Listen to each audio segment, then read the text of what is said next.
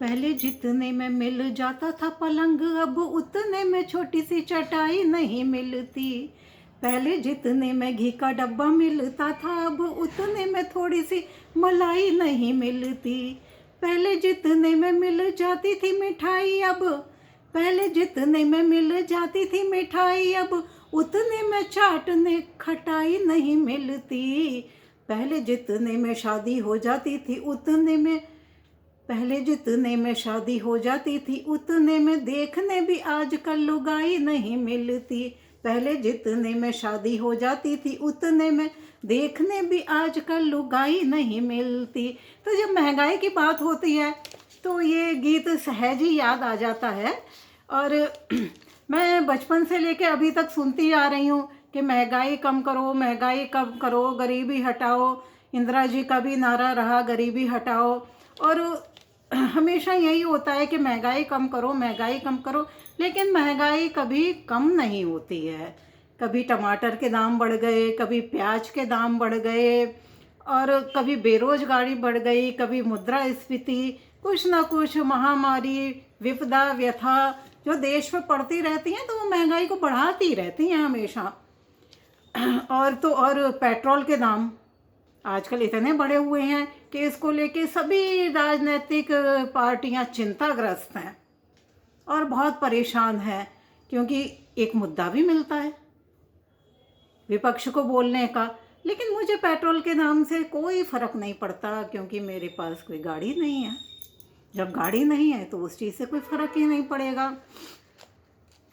और महंगाई का सही अर्थ क्या होता है कि वस्तुओं की कीमतों का ज़्यादा होना। जब वस्तुओं की कीमतें ज़्यादा होती हैं या वस्तुओं की मांग बढ़ती है, पूर्ति कम होती है, तब महंगाई बढ़ती है। और महंगाई की वजह से देश की अर्थव्यवस्था में बहुत उतार चढ़ाव देखने को मिलते हैं। महंगाई बढ़ने के बहुत से कारण हैं, जैसे जनसंख्या वृद्धि। तो जनसंख्या वृद्धि तो भाई कुछ समय पहले तक तो ये कहा जाता था कि ईश्वर की देन है बच्चे, लेकिन अब हमारे देशवासियों में थोड़ी सी जागरूकता आई है तो जनसंख्या तो उस पर कुछ नियंत्रण होना शुरू हुआ है।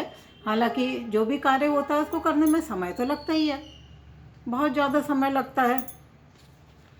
और मेन चीज़ एक ही है, जमाखोरी की समस्या, जो कि जानबूझ के महंगाई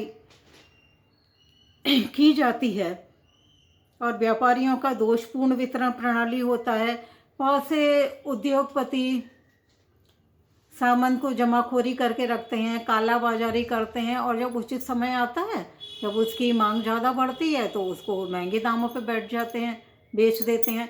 तो महंगाई कुछ तो है और कुछ बनाई हुई भी है, और इसका खामियाजा कौन भुगतता है? हम लोग, जनता, आम जनता।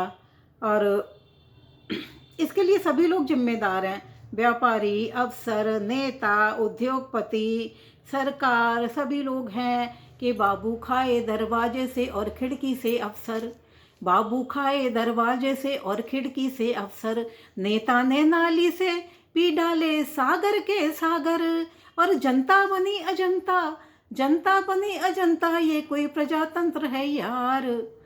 बधाई बधाई मेरे देश की सरकार।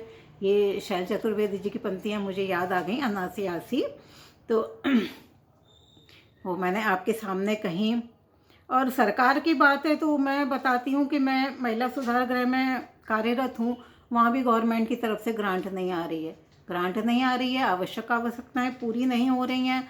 और कोरोना के समय में बहुत ज़्यादा वर्कलोड भी रहा, 24-24 घंटे काम किया हम लोगों ने, क्योंकि बाहर से स्टाफ आ नहीं पाता था। और उस समय लेकिन जहाँ कुछ प्राप्ति की बात होती है तो वहाँ कुछ नहीं मिलता है। तो इस बात पे एक मुक्तक मैं कहती हूँ कि हमको यहाँ से कहीं जाना भी नहीं है। मुझे वहाँ रहने का भी रेजिडेंट मिला हुआ है। हमको यहाँ से कहीं जाना भी नहीं है, हमारा रहना और खाना भी यहीं है।